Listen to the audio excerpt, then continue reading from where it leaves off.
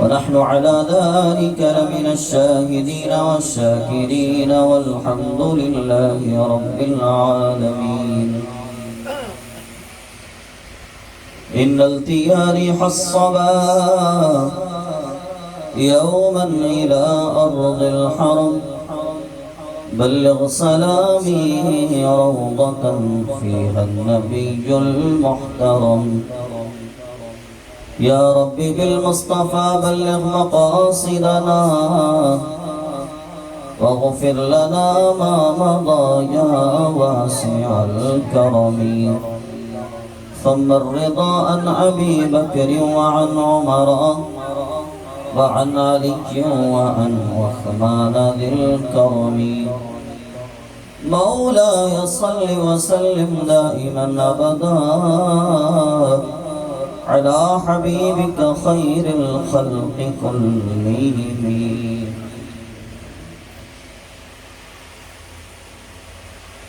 ان کی مہک نے دل کے غنچے کھلا دیے ہیں، جس راہ چل دیے ہیں کوچے بسا دیے ہیں. اور میرے کریم سے گر قطرہ کسی نے مانگا دریا بہا دیے ہیں، دربے بہا دیے ہیں. اور آنے دو یار ڈبو دو اب تو تمہاری جانب، کشتی تمہیں پہ چھوڑی لنگر اٹھا دیے ہیں. اور ملک سخر کی شاہی تم کو رضا مسلم، جس سمت آ گئے ہیں سکے بٹھا دیے ہیں. صلی اللہ علیہ یا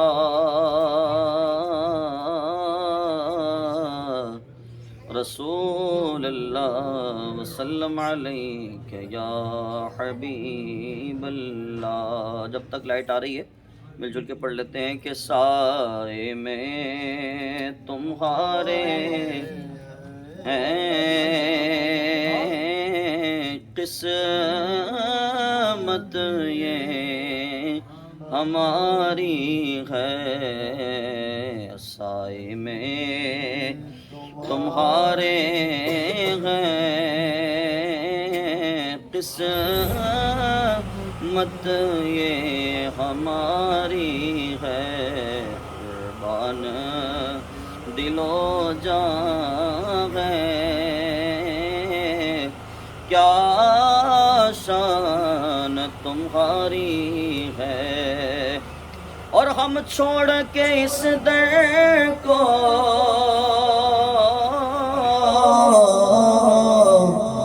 جائے تو کہاں جائے، جائے تو کہاں جائے. ہم چھوڑ کے اس در کو جائے تو کہاں جائے. یہ عمر تمہارے ٹکڑوں پہ گزاری ہے سنیا. یہ عمر تمہارے ٹکڑوں پہ گزاری ہے. قربان دل و جاں ہے، کیا شان تمہاری ہے. اللہم صلی علی محمد وعلی آل محمد وبارک وسلم. صلاۃ و سلام علیک یا سیدی یا رسول اللہ وسلم علیک یا حبیب اللہ. جامع فاطمہ الزہرا رضی اللہ تعالی عنہا مسجد میں اللہ اور اس کے رسول کے نام سے موسوم یہ محفل سجی ہے. 12ویں منائیں گے، 11ویں منائیں گے، خواجہ صاحب کی چھٹی منائیں گے، بابا فرید دور سے منائیں گے، سب انشاءاللہ منائیں گے. حضور نبی کریم صلی اللہ علیہ وسلم کی شہزادی کے نام سے موسوم مسجد ہے بڑی پیاری. اللہ کے پیاروں کا ذکر کرنا بھی اللہ کا ہی ذکر کرنا ہوتا ہے. امام غزالی رحمۃ اللہ تعالی نے ذکر اللہ کے اقسام کو جہاں ذکر فرمایا وہاں فرماتے ہیں کہ اللہ کا ذکر صرف یہ نہیں کہ اس کا نام لیا جائے، بلکہ اللہ کا ذکر پہلی قسم میں تو صرف خاص یہی ہے کہ رب کا نام خاص لیا جائے. دوسری قسم یہ ہے کہ اللہ والوں کا ذکر کیا جائے، وہ بھی اللہ کا ذکر. اور تیسری قسم یہ ہے کہ اللہ کے دشمنوں کا ذکر نفرت سے کیا جائے، وہ بھی اللہ کا ذکر ہے. تینوں طریقے سے اللہ کا ذکر شمار ہوتا ہے. اس کو سبھی کو سادہ کر دیجیے. قرآن مجید فرقان حمید کی میں نے ایک آیت طیبہ آپ کے سامنے پڑھی ہے. آپ تھکے تھکے سے مجھے لگ رہے ہیں، لیکن انشاءاللہ میری کوشش رہے گی کہ آپ اپنی تھکن کو دور کر کے مجھے سماعت کریں. میں کوشش کروں گا کہ دیے ہوئے وقت کے مطابق انشاءاللہ اپنی گفتگو کو تمام کروں، تاکہ آپ لوگ یقیناً صبح ورکنگ ڈے ہے، کام پہ جب بھی جانا ہوگا، ڈیوٹی پہ بھی جانا ہوگا، تاکہ آپ بآسانی گھر جا کے سو جائیں، تہجد میں بھی اٹھ جائیں، فجر میں بھی اٹھ جائیں اور بآسانی پہ کاموں میں بھی چلے جائیں. اگر بیان بہت زیادہ طویل کر دیا جائے تو ہو سکتا ہے کہ آپ کہیں کہ بڑا سست ماحول ہو گیا تھا، اور اگر بیان کچھ مختصر کر دیا جائے لیکن بات پتے کی ہو جائے اور بات یہاں سے آپ سمجھ کے گھر پہ لے جائیں تو میں سمجھتا ہوں کہ وہ کام بڑا اچھا کام ہوگا. تو میں کوشش کروں گا کہ دیے ہوئے وقت میں ہی اپنی گفتگو تمام کر دوں. ابھی میں آ رہا تھا راستے میں، ایک بچے نے کہا مولانا صاحب جلدی جلدی بیان کر دو، لگ کر کھانا ہے. میں نے کہا ٹھیک ہے بیٹا آپ آ تو جائیں، انشاءاللہ ترتیب کر دیتا. تو بچے کی بات بچپنے میں ماشاءاللہ. قرآن مجید فرقان حمید کی آیت کریمہ کا جز میں نے آپ کے سامنے پیش کیا ہے. یہ پوری مکمل آیت نہیں ہے قرآن کی، آیت کا جز ہے، ٹکڑا. خالق کائنات نے بندوں کی تخلیق فرمائی بڑی محبت کے ساتھ. اللہ نے بندوں کو پیدا کیا بڑی محبت کے ساتھ، اور خالق کائنات کی محبت جو اللہ نے پیدائش میں رکھی اور انسان کو بنانے میں رکھی، وہ اس کی محبت ایسی ہے کہ جو اس کی زندگی میں بھی موجود ہے، اس کی موت کے بعد بھی اس کی رحمت موجود ہے. جب وہ قبر میں دفنایا جائے اس وقت بھی اس کی رحمت موجود ہے، اور جب حشر میں اٹھایا جائے اس وقت بھی اللہ کی رحمت موجود ہے. اللہ کی رحمتیں اور خالق کائنات کا کرم یہ انسان کے ساتھ ہر وقت موجود ہے. کوئی لمحہ زندگی کا بندے کے ساتھ ایسا نہیں ہے کہ جہاں پر خالق کائنات اس پر کرم نہیں کر رہا. میں دو مثالیں دے کر آپ کو یہ بات سمجھا دیتا ہوں.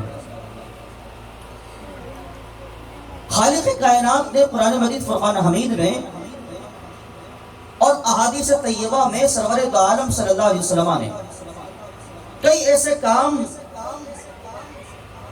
کرنے کا ہمیں حکم دیا کہ جو ہمیں کرنا چاہیے لیکن بندہ اس میں سستی کر جاتا. اس کو بالکل سادہ سے نہیں کر دیا، بالکل سادہ ملے کا ختم. اللہ نے قرآن میں ہمیں کئی ایسے کام کرنے کو دیے جو ہم نے کرنا ہوتے ہیں لیکن کبھی ہم سستی کر جاتے ہیں اس میں. اور رسول کریم صلی اللہ علیہ وسلم نے بہت سارے کام ہماری ڈیوٹی ایسے لگا دی کہ ہمیں کرنا ہے لیکن ہم اس میں سستی کر جاتے ہیں. اور بہت سارے ایسے کام ہیں جو اللہ نے نہ کرنے کا حکم دیا اور ہم وہ کام کر جاتے ہیں، اور رسول کریم صلی اللہ علیہ وسلم نے حکم دیا کہ نہیں کرنا اور ہم کر جاتے ہیں سستی کے اندر. لیکن آپ اللہ کا کرم دیکھیے، خالق کائنات کا کرم دیکھیے کہ ہم وہ کام جو کرنا ہے اسے سستی کرتے ہوئے نہیں کرتے، اور وہ کام جو نہیں کرنا اسے ہم خواہش نفس کی پیروی کرتے ہوئے کر جاتے ہیں. اب ہونا تو یہ چاہیے تھا کہ جیسے ہی ہم نے اس کی نافرمانی کی ہمیں فوراً سزا مل جائے. جھوٹ بولا ہمارا منہ بدل دیا جائے، ہم نے کوئی حرام کھایا معاذ اللہ زبان جلا دی جائے، کوئی معاذ اللہ بے حیائی کا کام کیا جسم کو سزا فوراً مل جائے.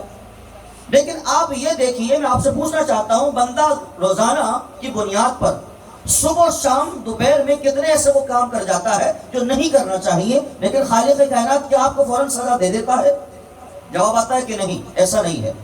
بہت سارے کام ایسے ہیں جو اللہ نے کرنے کا حکم دیا، لیکن دن اور رات میں ہم وہ کام نہیں کر پاتے، نافرمانی کر جاتے ہیں، کہ اللہ نہ کرنے کی وجہ سے اللہ ہمیں فوراً سزا دے دیتا ہے؟ تو جواب آتا ہے نہیں، ایسا نہیں ہے۔ نہ تو وہ نافرمانی کرنے پر ہمیں فوراً سزا دیتا ہے، نہ وہ کام کرنے پر جو ہمیں کرنا تھے نہیں کیے، نہ ان کے نہ کرنے پر فوراً سزا دیتا ہے، نہ وہ کام جو نہیں کرنے تو ہم نے کر لیے ان کے کرنے پر اللہ فوراً سزا نہیں دیتا۔ یہ اللہ کی رحمت نہیں تو پھر میں پوچھتا ہوں اور کیا ہے؟ یہ خالق کائنات کا کرم نہیں تو کیا ہے؟ کہ خالق کائنات ہمیں ڈھیل دیتا ہے، ہمیں وقت دیتا ہے۔ خالق کائنات ہمیں ڈھیل دے رہا ہے، وقت دے رہا ہے کہ بندہ ہو سکتا ہے کہ اب میری بارگاہ میں آ جائے، ہو سکتا ہے کہ اب یہ کام کر لے، ہو سکتا ہے کہ اب گناہ سے کام سے رک جائے، ہو سکتا ہے جو میں فرائض کی ادائیگی اس پر لگائی تھی ہو سکتا ہے کہ آپ کرنا شروع کر دے۔ یعنی کہ خالق کائنات کی طرف سے ایک ٹائم پیریڈ ہے، ایک اس کی حکمتوں کے تقاضے ہیں کہ رب تعالیٰ خاص وقت انسان کو دے دیتا ہے کہ اتنے وقت میں اگر بندہ میرے پاس آ جاتا ہے تو ٹھیک ہے، اور اگر نہیں آتا تو پھر میں نے جو کرنا ہے جو اس نے تقدیر میں لکھا ہے وہ خالق کائنات پھر کر دیتا ہے۔ نہ اس کے کرنے پر کوئی روک لگا سکتا ہے، نہ اس کو کرنے پر کوئی ابھار سکتا ہے۔ دونوں چیزیں اللہ کی مشیت پر، اللہ کی حکمت پر ہیں۔ یعنی کہ ایسا نہیں ہے کہ کوئی بندہ اللہ سے کہے یا اللہ فلاں کو سزا دے دے تو تمہارے کہنے پر اللہ فوراً سزا دے دے، ایسا نہیں ہے۔ اور اگر کوئی بندہ کہے کہ یا الہ العالمین اس بندے کو سزا نہ دے حالانکہ سزا کا مستحق ہے، تو ایسا نہیں ہے کہ فوراً اس کو سزا مل جائے، ایسا نہیں ہے۔ ساری چیزیں اللہ کی رحمت پر مقید ہیں، خالق کائنات کی مشیت پر ہیں ساری چیزیں۔ اب قرآن مجید فرقان حمید میں خالق کائنات ایسی آیت کریمہ نازل فرمائی جو ہم سب کی رہنمائی کے لیے ہیں۔ ان میں سے میں نے ایک آیت کریمہ تو آپ کے سامنے ذکر کی جس میں اس کے رؤوف ہونے کا اور رحیم ہونے کا ذکر ہے۔ رب کا فرمان ہے ان اللہ، بے شک اللہ، بالناسی لوگوں کے ساتھ، رؤوف اور رحیم، بے شک اللہ اپنے بندوں کے ساتھ رؤوف بھی ہے اور رحیم بھی ہے، نہایت کرم کرنے والا ہے، نہایت رحم فرمانے والا ہے، نہایت فضل کرنے والی ذات خالق کائنات کی ہے۔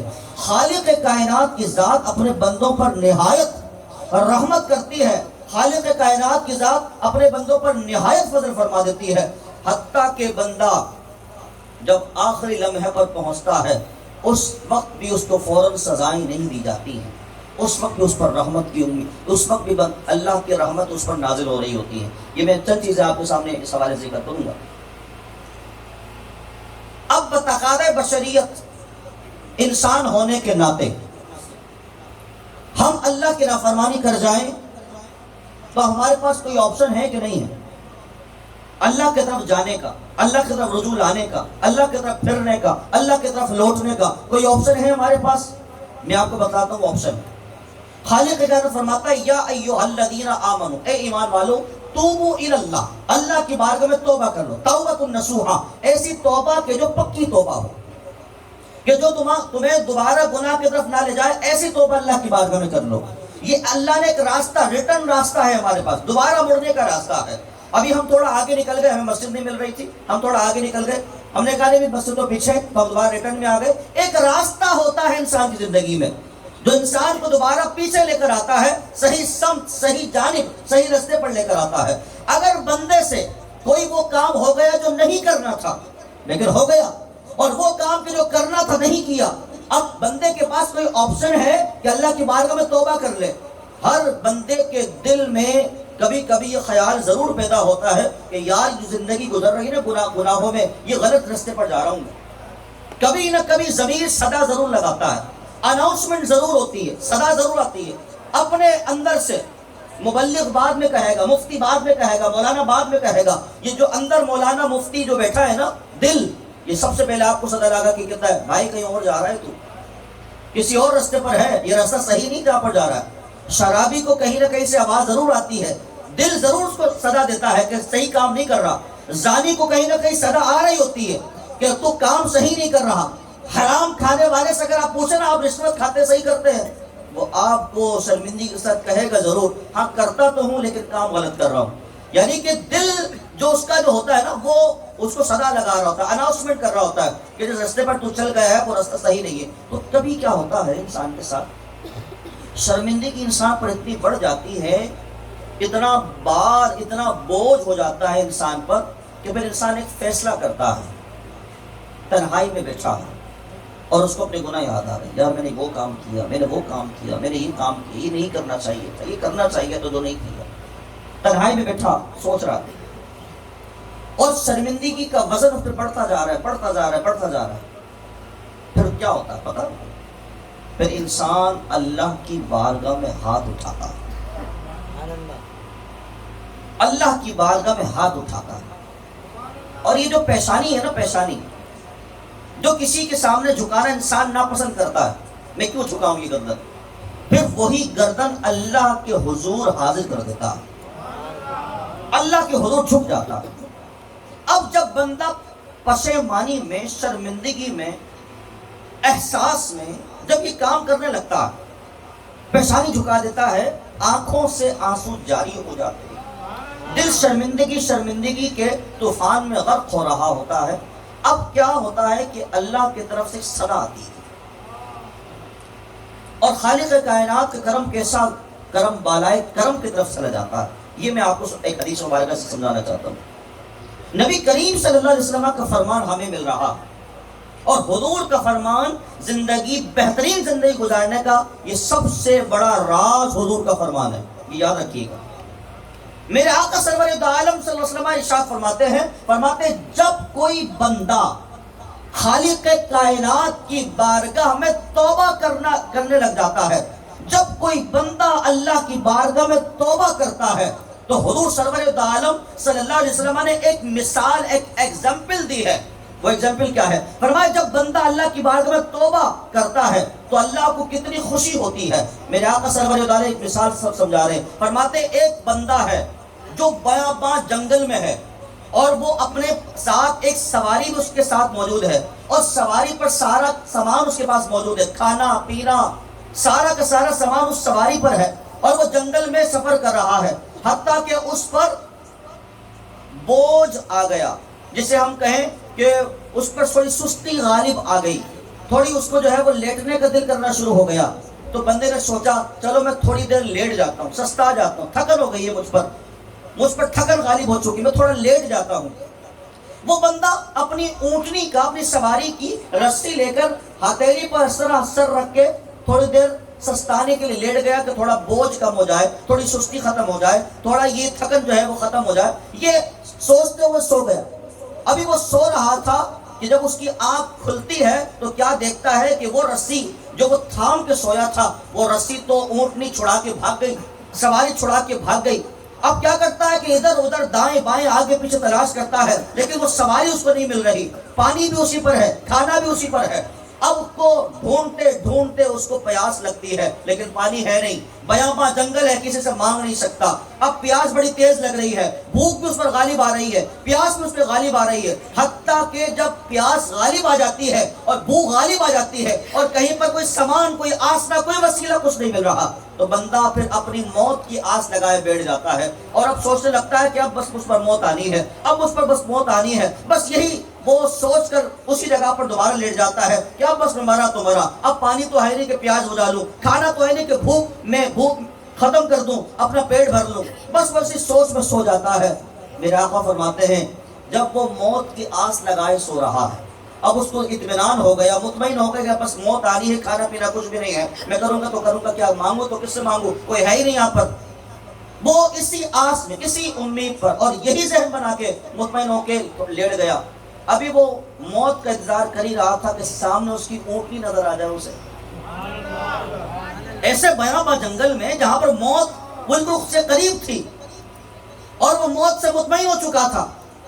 حتیٰ کہ جب وہ بالکل لیٹ گیا تو اسے سامنے وہ سواری نظر آ جائے کہ جس پر اس کا کھانا پانی موجود ہو.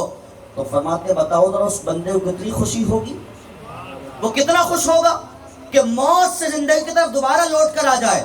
وہ کتنا خوش ہوگا. فرمایا جس طرح اس بندے کو خوشی ہوتی ہے نا، فرمایا میرے رب کو اس سے زیادہ تب خوشی ہوتی ہے جب اس کا گناہگار بندہ اس کی طرف لوٹ جاتا ہے. اس کا گناہگار بندہ اس کی طرف توبہ رجوع کر لیتا ہے، میرے رب کو اس بندے سے زیادہ خوشی ہوتی ہے جس کا سامان بیاباں جنگل میں دوبارہ مل جاتا ہے۔ یہ توبہ ایک ایسی چیز ہے، میں پوچھنا چاہتا ہوں، بندہ اگر رب سے توبہ کر لیتا ہے، رب کو کوئی فائدہ ہے؟ بولو، کوئی فائدہ ہے رب کا؟ اللہ کو کوئی فائدہ ہے؟ کیا اس کی شان بڑھ جاتی ہے اگر آپ توبہ کر لیں؟ نہیں بڑھتی۔ اور اگر کوئی بندہ توبہ نہ کرے تو کیا اللہ کو کوئی نقصان ہوتا ہے؟ نہ اس کا نقصان ہے نہ اس کا فائدہ ہے۔ فائدہ بندے کا ہے، نقصان بھی بندے کا ہے۔ توبہ کرے تو بندے کا فائدہ ہے، توبہ نہ کرے تو بندے کا نقصان ہے۔ فائدہ تو اللہ کا ہے نہیں، وہ پاک تھا، پاک ہے، پاک رہے گا۔ تم اس کی پاکی بولو نہ بولو، اس کے اوپر کوئی اثر نہیں پڑتا۔ اس کے سامنے نماز پڑھو، سجدہ کرو، اس کو کوئی اثر نہیں ہوتا، نہ اس کو فائدہ ہے نہ اس کو کوئی نقصان ہے۔ دونوں میں سے چیزیں کوئی سی نہیں ہے، لیکن پھر بھی وہ بندے کی توبہ سے خوش ہو رہا، وہ پھر بھی اپنے بندے کے لوٹنے پر خوش ہے، وہ اپنے بندے کے اپنی بارگاہ میں آنے پر خوش ہے، پھر بھی خوش ہے کہ بندہ جب اس کا جہنم سے نکل کر جنت کے راستے پر چلتا ہے، اللہ بھی خوش ہوتا ہے اور اللہ کا محبوب بھی خوش ہو جاتا ہے۔ وہ محبوب جو ہدایت کے راستے پر چلانے کے لیے آئے اور جو جنت کی طرف لے کے جانا چاہتے ہیں، اور جو غمگین ہو جاتے ہیں اپنے حجرے میں آ کے کہ یا اللہ میں تو فلاں کو بھی دعوت دیتا ہوں اسلام کی، لیکن وہ اسلام لے کر نہیں آتا، تو حضور غمگین غمزدہ ہو جاتے ہیں۔ پھر اللہ آیت اتارتا ہے، محبوب آپ رنجیدہ خاطر نہ ہو، آپ نے اپنی ذمہ داری مکمل پوری فرما دی ہے، آپ کی ذمہ داری پر کوئی سوال نہیں ہے۔ یہ تو مسئلہ ان لوگوں کا ہے جو ایمان لے کر نہیں آ رہے۔ تو سرور عالم کی خواہش تو یہی ہوتی ہے ہر بار کہ میرا امتی، کوئی امتی میرا جہنم میں نہ جائے، بلکہ سارے کے سارے امتی میری جنت میں چلے جائیں۔ لیکن کسی کے نصیب میں ایمان ہے، کسی کے نصیب میں ایمان نہیں۔ کسی کو اللہ ایمان کی دولت عطا فرما دیتا ہے، کسی کو عطا نہیں فرماتا، مرضی اس کی۔ لیکن یہ سوچ کے رکھو ذہن میں کہ اللہ پھر بھی تم پر رؤوف اور رحیم بہت زیادہ ہے۔ گناہ کرنے کی وجہ سے تمہارا کھانا نہیں چھینتا، گناہ کرنے کی وجہ سے تمہارے سر سے چھت نہیں چھینتا۔ بندہ گناہ کرتا ہے لیکن پھر بھی اس کے ساتھ آسائشیں، آرام، نعمتیں، فضل، عطا سب کچھ اس کے پاس موجود ہے۔ یہ کتنی بڑی اس کی عنایت ہے ہم پر۔ میں دو تین چیزیں آپ کے سامنے اور پیش کرنا چاہوں گا۔ حضرت موسیٰ علیہ السلام کا زمانہ مبارک ہے، اور دور موسیٰ علیہ السلام میں بارش کا قحط پڑ جاتا ہے، بارش نہیں ہو رہی ہوتی ہے۔ حضرت موسیٰ علیہ السلام کے دربار میں، بارگاہ میں بہت سارے لوگ آتے ہیں کہ علی جا بارش نہیں ہو رہی ہے، کچھ تو کیجئے۔ خالق کائنات کی طرف سے حکم آتا ہے، اے موسیٰ تمام امتیوں کو ایک میدان میں لے کے جائیے، وہاں پر آپ دعا کیجئے۔ حضرت موسیٰ علیہ السلام خالق کائنات کا حکم پا کر ایک میدان میں جاتے ہیں، وہاں پر سارے امتی کو لے کے جا رہے ہیں، اور وہاں پر آپ بارش کی دعا کر رہے ہیں، اللہ کی بارگاہ میں بارش کی دعا کی جا رہی ہے۔ کافی دیر ہو گئی، بارش کی دعا کرتے کرتے کرتے کرتے کافی دیر ہو گئی۔ حضرت موسیٰ علیہ السلام نے اللہ کی بارگاہ میں عرض کی، یا الہ العالمین، میں موسیٰ کلیم اللہ اتنی دیر سے تیری بارگاہ میں بارش کی دعا کر رہا ہوں، بارش ہی نہیں برس رہی، اتنی دیر ہو گئی بارش ہی نہیں برس رہی۔ تو خالق کائنات کی طرف سے وحی آتی ہے، اے موسیٰ تیری اس مجلس میں، اس محفل میں، اس رش اور مجمع میں ایک بندہ ایسا ہے جو بہت زیادہ گناہگار ہے، اور اس کے گناہگار ہونے کی وجہ سے ہم بارش نہیں برسا رہے۔ اعلان کر دو کہ وہ گناہگار بندہ اس مجمع سے نکل جائے، وہ نکلے گا، ہم بارش برسا دیں گے۔ حضرت موسیٰ علیہ السلام نے اناؤنسمنٹ کر دی، اعلان کر دیا، خالق کائنات کی طرف سے حکم آیا ہے جو سب سے زیادہ گناہگار اس مجمع سے نکل جائے۔ حضرت موسیٰ علیہ السلام نے اعلان کیا، مجمع پر سکتہ طاری ہے، کوئی بندہ اٹھ نہیں رہا، سارے کے سارے لوگ وہیں پر موجود ہیں۔ حضرت موسیٰ علیہ السلام نے دوبارہ اعلان فرمایا، بھئی وہ بندہ جو گناہگار ہے یہاں سے چلا جائے کہ جس کی وجہ سے بارش نہیں ہو رہی ہے۔ ایک وہ بندہ جو سب سے زیادہ گناہگار تھا، اس کو معلوم ہو گیا کہ بات میری کی جا رہی ہے، پتہ میرا بتلا دیا گیا ہے، بات میری کی جا رہی ہے۔ وہ بندہ اپنا منہ چادر میں چھپائے اللہ کی بارگاہ میں دل ہی دل میں عرض کرنے لگا، مولا اگر میں اتنے سارے لوگوں میں اٹھوں گا تو پھر تجھے پتا ہے کہ میری کتنی بے عزتی ہوگی، مجھے کتنا بدنام کیا جائے گا، لوگ میرے عیبوں پر مطلع ہو جائیں گے، لوگوں کو معلوم چل جائے گا سب سے زیادہ بنی اسرائیل میں گناہگار میں ہوں۔ یا الہ العالمین، اگر میں اس وقت اٹھا تو پردہ فاش کر دیا جائے گا، میرا پردہ فاش ہو جائے گا، ابھی تو چھپا ہوا ہو لیکن جب اٹھوں گا تو پردہ فاش ہو جائے گا۔ مولا تجھ سے عرض کرتا ہوں، زبان بند ہو گئی، دل سے التجائے جاری ہے، خالق کائنات کی بارگاہ میں توبہ کر رہا ہے، رجوع کر رہا ہے، دوبارہ اس کی طرف لوٹ رہا ہے، اللہ کی بارگاہ میں توبہ کر رہا ہے۔ توبہ کرتے کرتے کرتے کرتے رب کی بارگاہ میں توبہ کر رہا تھا کہ اتنے میں بادل آتے ہیں اور برسنا شروع ہو جاتے ہیں۔ بادل آئے، برسنا شروع ہو گئے، بارش برس رہی ہے۔ جناب حضرت موسیٰ علیہ السلام خالق کائنات کی بارگاہ میں عرض کرتے ہیں، مولا تو نے تو کہا تھا مجمع میں کوئی گناہگار بندہ بیٹھا ہے، یہاں تو کوئی اٹھا ہی نہیں ہے، سارے کے سارے مجمع موجود ہیں، لیکن کیا وجہ ہے کہ تو نے بارش برسا دی ہے؟ رب نے فرمایا، اے موسیٰ جس کی وجہ سے بارش نہیں برسا رہا تھا، اب اسی کی وجہ سے ہم نے بارش برسا دی ہے، اب ہم نے اسی کی وجہ سے بارش برسا دی ہے۔ حضرت موسیٰ علیہ السلام عرض کرتے ہیں، مولا کریم مجھے بھی اس بندے کا پتہ بتلا، میں بھی دیکھوں کون سا بندہ ہے، میں بھی اپنی آنکھوں سے زیارت کروں کون سا بندہ ہے۔ خالق کائنات کی رحمت جوش میں آتی ہے، وہ عیبوں کو چھپانے والا رب، وہ ہم پر پردہ ڈالنے والا رب، جو ہمارے عیبوں کو کھولتا نہیں ہے، جو ہمارا پردہ فاش کرتا نہیں ہے، ہم تنہائی میں گناہ کریں وہ پھر بھی لوگوں کو بتلاتا نہیں ہے، چاہے تو سب کے سامنے بدنام کر سکتا ہے، لیکن وہ ہماری عزتوں کا بھرم رکھنے والا اللہ حضرت موسیٰ علیہ السلام سے فرماتا ہے، اے موسیٰ جب وہ گناہگار تھا ہم نے جب نہ بتلایا، اب تو توبہ کر بیٹھا ہے،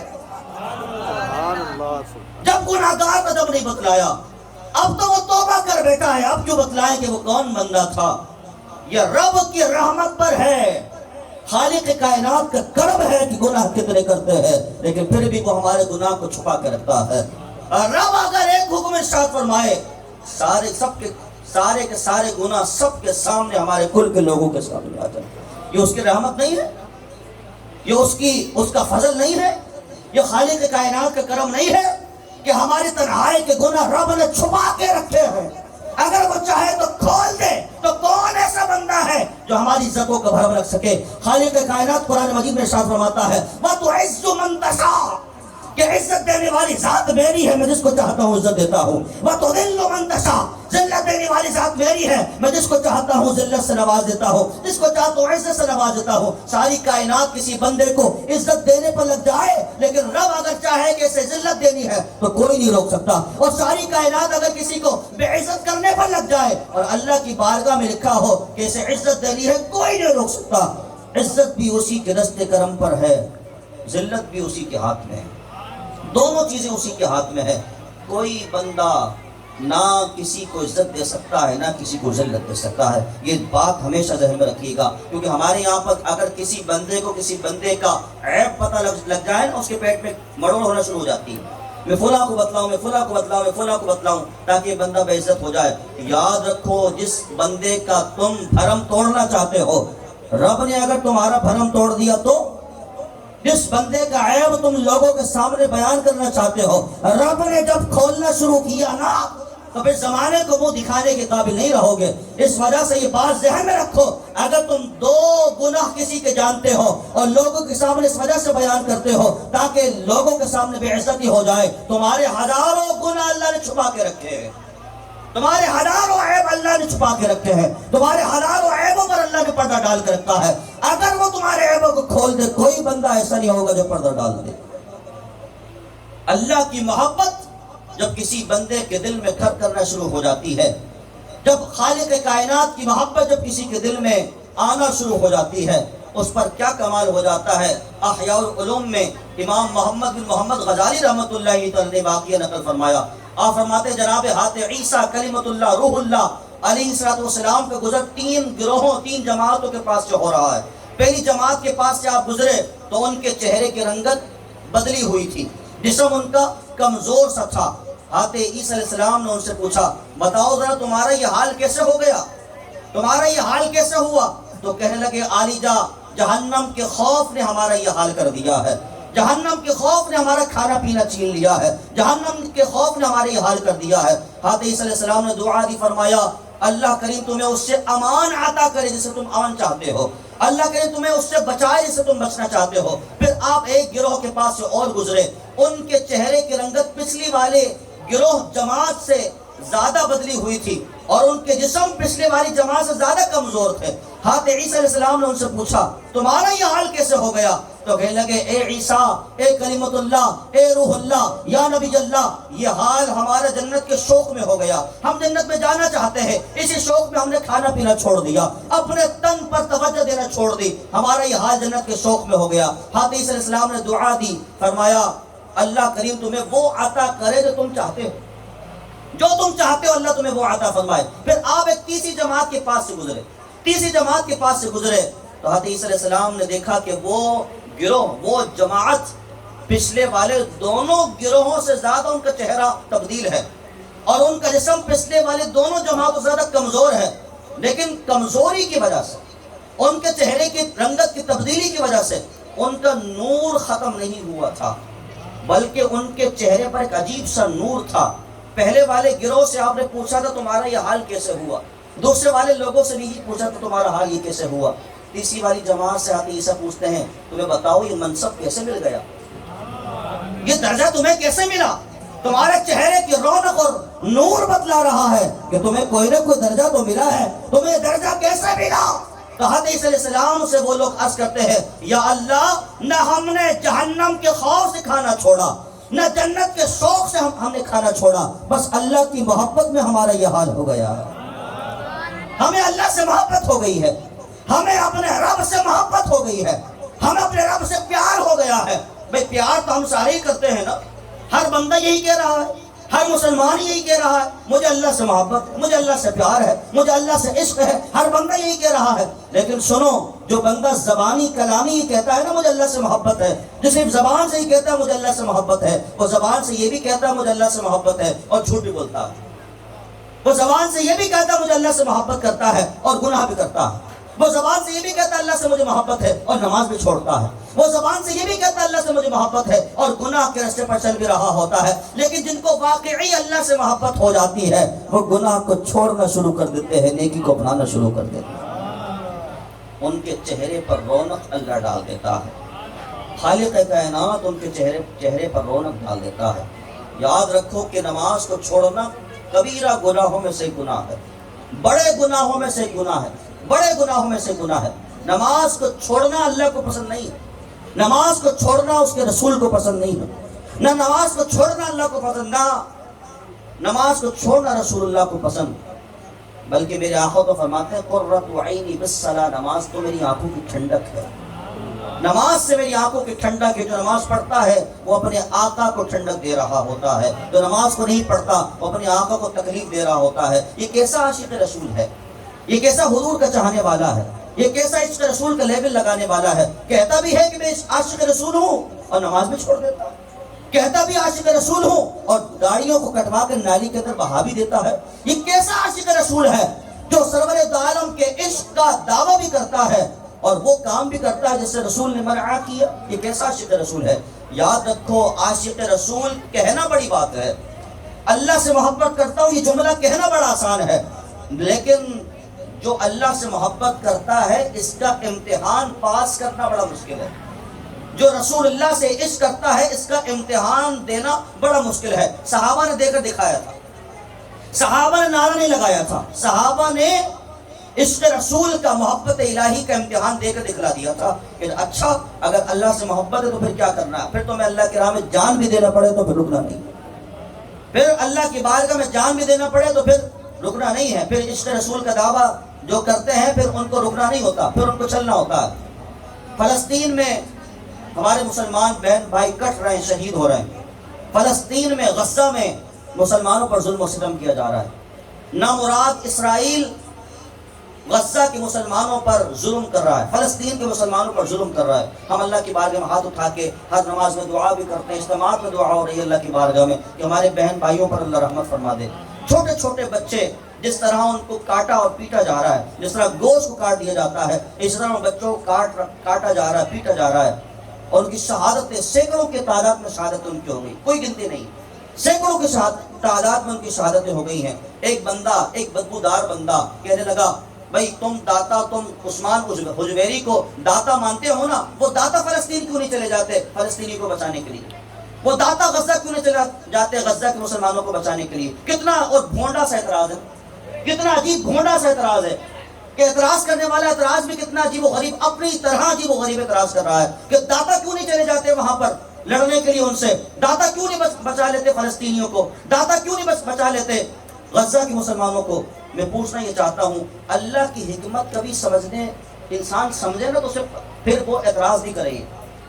اللہ کی حکمت اور مشیت اگر کوئی بندہ سمجھ لے نا تو اس کے زبان پر یہ اعتراض نہیں آئے گا کبھی۔ اللہ کی مشیت حکمت کیا ہے میں آپ کو بتاتا ہوں۔ اللہ کی حکمت کیا ہے؟ غزوہ بدر میں اللہ نے سینکڑوں فرشتوں کو بھیجا، ہزاروں فرشتوں کو بھیجا مسلمانوں کی مدد کے لیے، لیکن غزوہ احد میں نہیں بھیجا۔ اب اللہ سے کوئی اعتراض کر سکتا ہے کہ یا اللہ تو نے غزوہ بدر میں تو بھیجا، غزوہ احد میں کیوں نہیں بھیجا؟ غزوہ احد میں مسلمانوں کو کاٹا گیا، تو نے وہاں کیوں نہیں بھیجا؟ بہت سارے صحابہ کرام علیہم رضوان جنگوں کے اندر شہید ہو رہے ہیں، زخمی ہو رہے ہیں، اور بہت سارے ایسے جو حضور کی بارگاہ میں حاضر ہو کر عرض کرتے ہیں یا رسول اللہ میری آنکھ نکل رہی ہے، میرے آنکھ لعاب لگاتے ہیں آنکھ جڑ جاتی ہے۔ بہت سارے ایسے جو ٹوٹی ہوئی ٹانگ حضور کی بارگاہ میں لے کر آ رہے ہیں، سرور دو عالم ہاتھ پھیرتے ہیں، لعاب لگاتے ہیں، ٹوٹی ہوئی ٹانگ جڑ جاتی ہے۔ پھر وہ صحابہ کرام کے جو جنگ میں شہید ہو رہے ہیں، زخم کھا رہے ہیں، ان پر حضور لعاب کیوں نہیں لگا رہے؟ اللہ کی حکمت ہے، اللہ کی مشیت ہے۔ اللہ غزوہ بدر میں فرشتوں کو بھیج رہا ہے، غزوہ احد میں نہیں بھیج رہا۔ کیا ہے؟ اللہ کی حکمت ہے، اللہ کی مشیت ہے، رب کی مرضی ہے۔ طوفان آتا ہے، جہاں لوگوں کے گھر تباہ و برباد ہو جاتے ہیں وہاں پر اللہ کی مسجدیں بھی تباہ ہو جاتی ہیں، اللہ کی مسجدیں بھی ڈوب جاتی ہیں۔ کوئی اعتراض کر سکتا ہے اللہ پر کہ یا اللہ تو نے اپنے گھر تو بچایا نہیں تھا، تو نے اپنا گھر کیوں نہیں بچایا؟ یزید پلید نے مسجد نبوی میں وہ بدترین کام کیا جس پر آج انسانیت شرمندہ ہے۔ 3 دن تک مسجد نبوی میں اذان نہیں ہوئی، اور 3 دن تک یزید پلید نے مسجد نبوی کو اپنے گندے گھوڑوں کی ٹاپوں سے ملا۔ کوئی بندہ پوچھے کہ یا اللہ مسجد نبوی ہے اور مسجد نبوی کی بے حرمتی ہو رہی ہے، کوئی فرشتہ نہیں آ رہا، کوئی فرشتہ نہیں آ رہا۔ سارا کام اللہ کی مشیت پر ہے، اللہ کی حکمت ہے، حکمت پر ہے۔ یہ وہ اعتراضات ہیں جو ملحدین کرتے ہیں مسلمانوں پر، جو الحاد پرست لوگ کرتے ہیں مسلمانوں پر کہ تم رب کو مانتے ہو تو رب تمہیں بچانے کیوں نہیں آتا، تم اللہ کو مانتے ہو اللہ تمہیں بچانے کیوں نہیں۔ یہ وہ اعتراضات ہیں جو ملحدین کرتے ہیں، یہی اعتراضات انہوں نے ملحدوں سے سیکھ لیے۔ جو وہ اللہ پر کرتے ہیں یہی اعتراضات یہ اولیاء اللہ پر کر رہے ہیں۔ یاد رکھو اہل سنت و جماعت کا عقیدہ کیا ہے؟ اگر دادا صاحب کسی کی مدد کرتے ہیں تو اللہ کے اذن اور اجازت سے مدد کرتے ہیں۔ خواجہ صاحب اگر کسی کی مدد کرتے ہیں تو اللہ کی اجازت اور اس کے اذن سے مدد کرتے ہیں۔ اگر داتا صاحب غوث العظم جیلانی اگر کسی کی دستگیری کرتے ہیں تو کس کی اجازت سے کرتے ہیں؟ اللہ کی اجازت سے کرتے ہیں۔ اللہ کی اجازت کے بغیر نہ تو داتا صاحب مدد کر سکتے ہیں، نہ خواجہ صاحب مدد کر سکتے ہیں، نہ غوث العظم جیلانی مدد کر سکتے ہیں۔ کوئی ولی کوئی پیر اللہ کی اجازت کے بغیر مدد نہیں کر سکتا۔ یہ اہل سنت و جماعت کا بنیادی عقیدہ ہے، یہ ہمارا بنیادی عقیدہ ہے کہ اگر ہم عثمان علی حجویری کو اگر داتا مانتے ہیں نا تو اللہ کے اذن سے داتا مانتے ہیں۔ اگر ہم خواجہ صاحب کو غریب نواز مانتے ہیں تو اللہ کے اذن اور اس کی اجازت سے ہم ان کو غریب نواز مانتے ہیں۔ اگر ہم غوث اعظم جیلانی کو دستگیر کہتے ہیں تو اللہ تبارک و تعالیٰ کے اذن اور اس کی اجازت کے ساتھ ان کو دستگیر کہتے ہیں۔ اگر ہم عبد الوہاب سے جیلانی علیہ رحمہ کو اگر سخی ابن سخی کہتے ہیں تو اللہ کی اجازت سے کہتے ہیں۔ اللہ نے اجازت دی ہے جب یہ مدد کرتے ہیں، جب اللہ کی اجازت نہیں ہوتی ہے تو یہ مدد بھی نہیں کرتے۔ تو اس چیز کو ہمیشہ ذہن میں رکھیں اور اپنے فلسطینی بھائیوں کے غم میں ساتھ شریک رہیں، اللہ کی بارگاہ میں توبہ کرتے رہیں۔ یاد رکھیں کہ اولیاء صالحین کاملین کو ہر بندہ نہیں مانتا، ہر بندے کو شہادت نہیں ملتی کہ اس کے اولیاء اور دوستوں کو مانے۔ یہ رب کی مرضی اور مشیت پر ہے، اس کی حکمت پر ہے کہ اللہ کس کو یہ اجازت دیتا ہے، کس کو یہ سعادت دیتا ہے کہ وہ اس کے اولیاء کو مانے۔ ہم اہل سنت و جماعت پر اللہ نے کرم کیا ہے کہ ہم اللہ کے سارے اولیاء اللہ کو مانتے ہیں، ہم اللہ کے سارے دوستوں کو مانتے ہیں، سارے اولیاء کو ماننے والے ہیں۔ ہاں وہ لوگ کہ جنہوں نے ولی اللہ کا صرف لبادہ اوڑا ہوا، وہ لوگ کہ جنہوں نے صرف لبادہ صوفیت کو اوڑا ہوا، جنہوں نے ڈھونگی جو پیر بنے ہوئے، جو جعلی پیر بنے ہوئے، جو صرف لوگوں کو بہکانے اور لوگوں کی جیبیں خالی کرنے کے لیے پیر کا لباس اوڑے ہوئے، ہم ایسے پیروں کو پیر مانتے ہیں، ہم ایسے لوگوں کو پیر مانتے نہیں. اور ہم تو ایسے لوگوں کے لیے اپنی عوام الناس کو بھی یہی کہتے ہیں بھائی ایسے لوگوں کے پاس نہیں جاتے، ایسے لوگوں کے پاس اپنا وقت ضائع نہیں کرتے. یہ وہ لوگ ہیں جو لوگوں کا وقت بھی ضائع کرتے ہیں اور پیسہ بھی ضائع کرتے ہیں. تو نام نہاد پیروں کے پاس تو ہم خود نہیں جانے دیتے اپنی عوام کو، لیکن جو واقعی اللہ کے ولی ہیں ہم خود بھی ان کے پاس جاتے ہیں اور لوگوں کو بھی ان کو لے کے جاتے ہیں. آپ تمام احباب جو یہاں پر آئے، آپ کا بہت شکریہ کہ آپ نے اس قدر مجھے سماعت کیا. آخر میں ایک نیکی کی دعوت دیتا جاؤں گا، اسے قبول فرمائیے گا، قبول کریں گے اسے. یہ ہماری مسجد میں فاطمہ الزہرا رضی اللہ تعالیٰ عنہا ماشاء اللہ صدیق ہے. اس قدر ماشاء اللہ آپ یہاں پر آئے، اگر روزانہ اسی طرح بلکہ اس سے زیادہ اگر روزانہ اگر نماز میں بھی حاضری ہو جائے تو کیا ہی بات. روزانہ جس تعداد میں آپ ابھی موجود ہیں نا، میں یہ نہیں کہوں کہ یہی تعداد ہے، بلکہ اس سے زیادہ لوگ اگر اس مسجد میں نماز کی حاضری کے لیے اگر آ جائیں تو مسجد میں 4 چاند لگ جائیں گے انشاءاللہ. ہماری اکیڈمی کے ہمارے ایک حافظ صاحب ہیں، حافظ محمد عبید، جو ماشاء اللہ یہاں پر تراویح پڑھانے آتے ہیں. میں ان سے پوچھتا ہوں کبھی کبھی رپورٹ دیتا ہوں کہ کتنے نمازی تھے آج، کتنے نمازی تھے، تو بتاتے ہیں وہ کہ بھائی آج اتنے کم تھے، آج اتنے کم تھے، اتنے کم تھے، وہ بتاتے ہیں. تو مجھے بڑا افسوس ہوتا ہے. اچھا میری خواہش اور میری تمنا ہوتی ہے کہ مسجد جو ہے نا چاہے چکنی مٹی کی ہو لیکن بھری ہوئی ہو. مسجد کی جو رونق ہے نا وہ سنگ مرمر سے نہیں ہے، مسجد کی رونق نمازیوں سے ہے.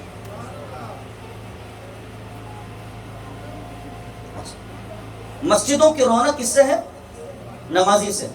پہلے مسجدیں کچی ہوتی تھی، نمازی پکے ہوتے تھے. آج مسجدیں پکی ہیں، نمازی کچے ہو گئے. کبھی آتے ہیں کبھی نہیں آتے، کبھی آتے ہیں پھر کبھی بالکل ہی نہیں آتے.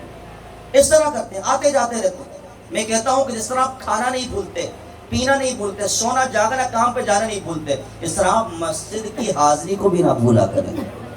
مسجد میں آنا جانا لگا رہے، اللہ کے گھر میں آتے جاتے رہیں. اللہ کو بڑا پسند ہے ایسا بندہ جو اس کے گھر میں آ کے قدم رکھتا ہے اور اللہ کی بارگاہ میں سر بسجود ہوتا ہے. خود بھی نماز پڑھے اور اپنے گھر والوں کو، اپنی عورتوں کو بھی اس کی تاکید کریں کہ وہ بھی اپنے گھروں پر نماز کی پابندی رکھیں. جب باپ نماز پڑھنے جاتا ہے نا، بچہ خود بخود نمازی بن جاتا ہے. جب ماں نماز پڑھتی ہے، اس کا چھوٹا بچہ بھی اس کو دیکھ دیکھ کر نماز پڑھنا شروع کر دیتا ہے. جب برا کام بچہ دیکھ دیکھ کے کرنا شروع کر دیتا ہے تو اچھا کام بھی بچہ دیکھ دیکھ کے کرنا شروع کر دیتا ہے. بھئی اگر بچپنے سے کوئی عادت اگر پختہ ہو جائے تو پھر وہ جب بڑا ہوتا ہے تو عادت پختہ ہو جاتا ہے. اب بچہ بچپنے سے نماز پڑھنے والا ہے تو جب بڑا ہوگا تو نماز کی عادت اس کی پختہ ہو جائے گی. بچپنے سے اگر پختہ عادت ہے، والدین نے اس کی ڈیوٹی لگا دی ہے، بیٹا تو نے نماز پڑھنے جانا ہے، میں بھی تیرے ساتھ چلوں گا. اچھا ہمارے یہاں پر ایک بڑا عجیب معاملہ ہے. مدرسے قاری صاحب کہتے ہیں کہ بیٹا آپ نماز پڑھنے کیوں نہیں جاتے؟ تو ابا جان کہتے ہیں ہاں میں کہتا ہوں اس کو نماز پڑھنے جایا کرو، ہاں میں کہتا ہوں اس کو نماز پڑھنے جایا کرو. ابا سے مجھے آپ جاتے ہیں؟ نہیں میں صرف کہتا ہوں، میں جو کام ہوتا ہے اس وجہ سے مجھے بچوں کو کہہ دیتا ہوں. نہیں ایسا نہیں کرنا، بچے کا ہاتھ پکڑیں، خود بھی چلیں اور بچوں کو لے کر یہ کام کرنا ہے. صرف بچے کو کہنا نہیں ہے، کیونکہ بچے پر تو ہو سکتا ہے بھی نماز فرض نہ ہوئی ہو لیکن ابا پر تو فرض ہو چکی ہوگی. ہو سکتا ہے نابالغ آپ کا بچہ ہو سکتا ہے اس پہ بھی نماز فرض نہ ہوئی ہو لیکن ابا پہ تو ہو گئی ہوگی نا. تو اس لیے اگر بچہ نہیں بھی پڑھے گا تو اس پہ کوئی گناہ نہیں، اس کی عادت بنانی ہے، لیکن ابا نہیں پڑھیں گے تو ان پر گناہ ہوگا ضرور. تو آپ لوگ نیت کرتے ہیں اس بات کی؟ کسی کی انشاءاللہ نہیں ہے. واہ، سارے کے سارے لنگر کے انتظار میں اتنے غرق ہیں کہ لوگ انشاءاللہ کے بعد گئے. واہ کیا بات ہے آپ مدینے کی، مدینے والوں کی. دوسری دعوت میری قبول فرمائے کہ مدرسۃ المدینہ بالغان لگتا ہے، جس میں بڑوں کو تعلیم قرآن دی جاتی ہے. اس میں کوشش کیا کریں کہ جب آپ آ رہے ہیں اپنے کاموں سے تو مسجد میں آ جائیں، محبوب بھائی کے پاس، ہمارے امام صاحب کے پاس، ان سے رابطہ کرنے کے امام صاحب میں اتنے وقت میں آ سکتا ہوں، اگر آپ مجھے پڑھا دیں قرآن پاک. یہ تیار بیٹھے قرآن پاک پڑھانے کے لیے. دعوت اسلامی آپ کو ہر شعبے میں اپنی باہوں میں لینے کے لیے تیار ہے. زندگی کا کوئی بھی شعبہ ہو دعوت اسلامی نے اس کو گھیرا ہوا ہے. چاہے وہ تعویذات کا شعبہ ہو، ہم آپ کو کہیں نہیں جانے دیں گے، آپ ہمارے پاس آتے ہیں. آپ کو اپنے بچوں کا حافظ بنانا ہے، آپ کہیں نہیں جائیں، مدرسۃ المدینہ میں آ جائیں. آپ کو اپنے بچوں کا عالم بنا، آپ کہیں نہ جائیں، آپ جامعۃ المدینہ میں آ جائیں. آپ چاہتے ہیں آپ کا بچہ اسکول پڑھے اور اسکول کے ساتھ ساتھ دینی تعلیم بھی حاصل کرے، آپ دارالمدینہ میں آ جائیں. آپ چاہتے ہیں کہ آپ نے قرآن پاک نہیں پڑھا، بچپنے کے اندر کام پہ لگ گئے تھے، ابھی بھی کام کر رہے ہیں، کوئی مسئلہ نہیں، آپ مدرسۃ المدینہ بالغان میں آ جائیں. آپ کو کہیں بھی زندگی کے شعبے میں آپ کو دعوت اسلامی نہیں چھوڑے گی. حتیٰ کہ اگر آپ یہ چاہتے ہیں کہ اپنے فلسطینی بھائیوں کی مدد کریں تو FGRF کے ساتھ مدد کرنا شروع کریں. زندگی کا ہر شعبہ دعوت اسلامی نے گھیرا ہوا. تو اس وجہ سے آپ دعوت اسلامی کے ساتھ منسلک رہیں تاکہ ہمیں مرد منسلک رہیں انشاءاللہ آپ کو زندگی میں فائدہ رہے گا، آخرت میں فائدہ رہے گا، اور انشاءاللہ یوم حشر انشاءاللہ فائدہ رہے گا۔ اللہ سے ہم دعا کرتے ہیں خالق کائنات ہم سب کو عمل کی توفیق عطا فرمائے، اس بیان میں کوئی غلطی اور اپنے کرم سے معاف فرمائے، آمین بجاہ نبی صلی اللہ علیہ وسلم۔ آئیے